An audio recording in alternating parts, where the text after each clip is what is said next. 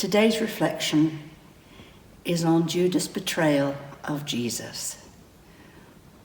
So let's set the scene.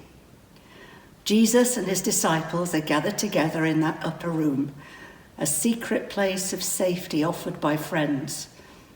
He has washed their feet, not something a lord and master, which is how they see him, would do. He has removed the towel he had wrapped around himself and put on the outer garments he had removed for the job and sat down with them, not something a servant would do. He has pointed out that he has given them an example to copy, basically, to serve one another lovingly with complete humility, no one being above any of the others, and all serving the one who has sent them, himself as he has been sent by his Father. I wonder at what his expression told them, and as his eyes passed from face to face, and he tells them he knows the ones he has chosen.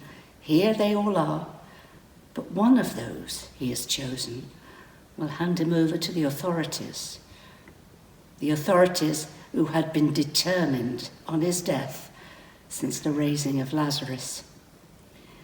It is as if, having stated it out loud for the first time, his anguish boils over. In truth, I tell you, one of you is going to betray me. I wonder how we might feel, knowing the increasing danger we might be in, had been in, since Jesus rode into Jerusalem just a few days ago on a donkey, and seemed to flaunt himself defiantly, almost goading the authorities into action ever since. The disciples must have felt uneasy, maybe glancing at one another. How many had been approached by those authorities seeking desperately for the weak link, describing how much trouble the Romans could make for Israel, perhaps slipping in that reminder of loved ones. One commentator points out that it was the already privileged and powerful who had the most to lose, who first betrayed their countrymen. It seems his own country betrays him first, and for some 40-odd years, the Romans are kept sweet. While the disciples glance at each other and at Jesus, Peter prompts John, sitting nearest Jesus, to ask him who it is. John, who is thought to be the youngest of the group, obeys, and that young man seems to be the only one to properly register Jesus' reply, as he tells him it's the man he will offer the piece of bread he will dip into the dish. And so he does.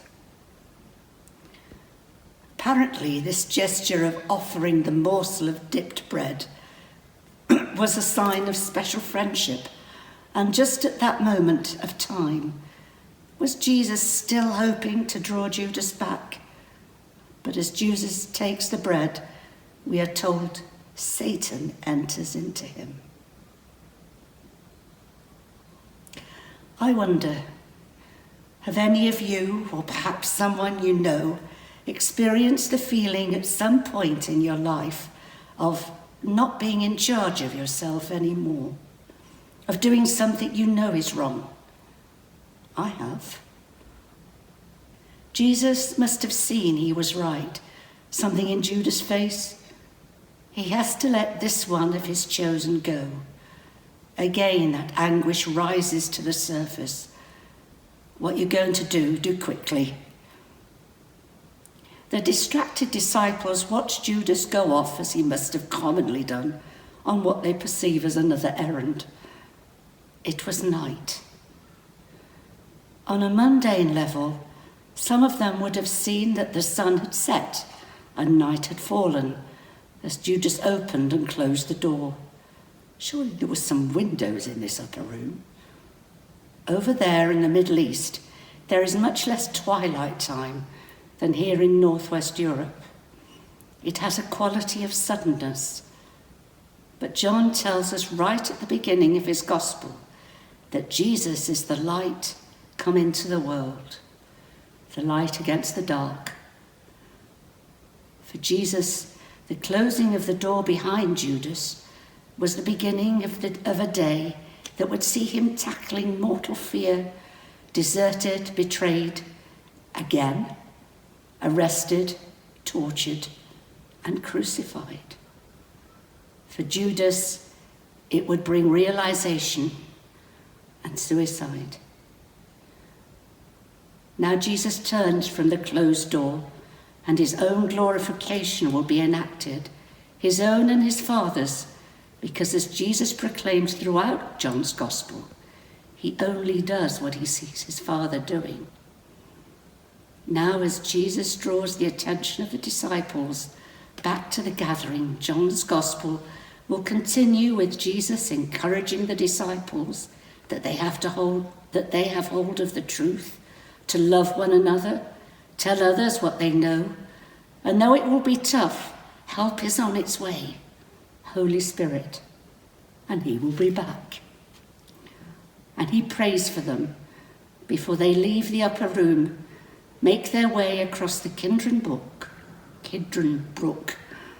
and into Gethsemane.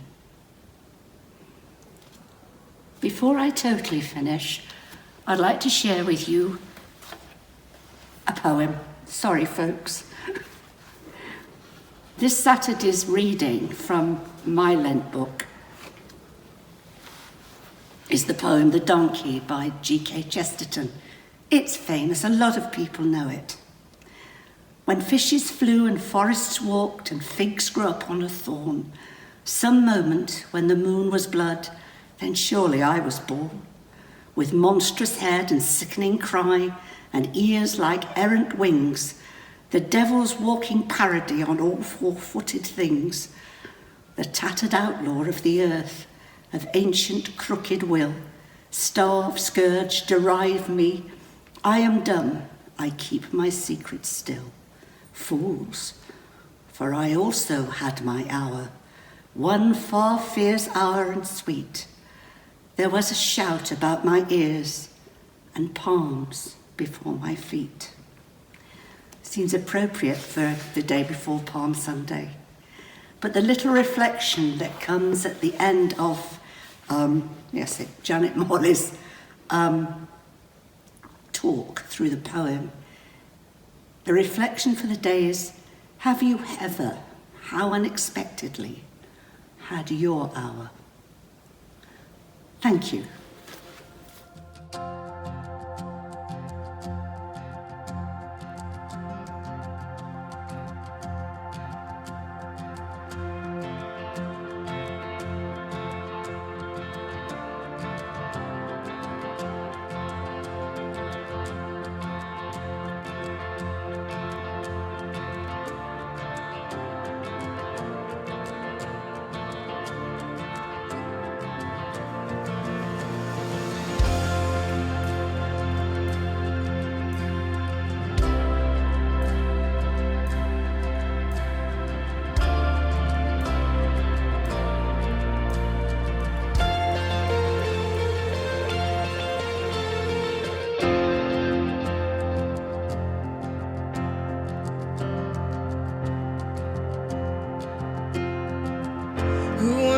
That the highest king would welcome me.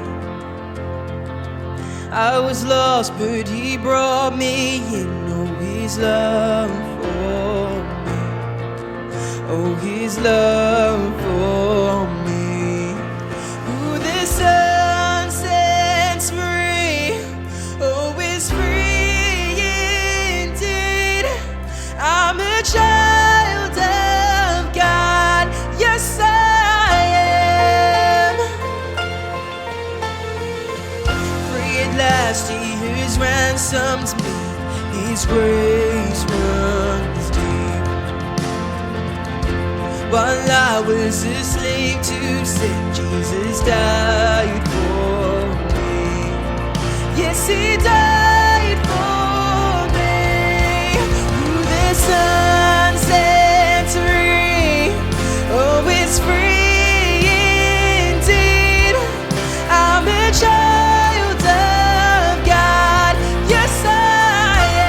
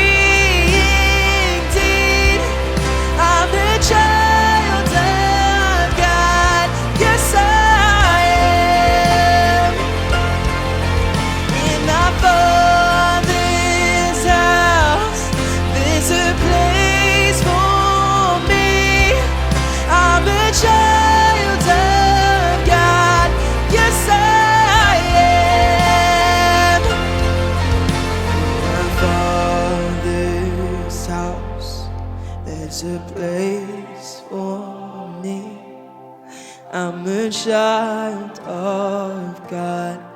Yes, I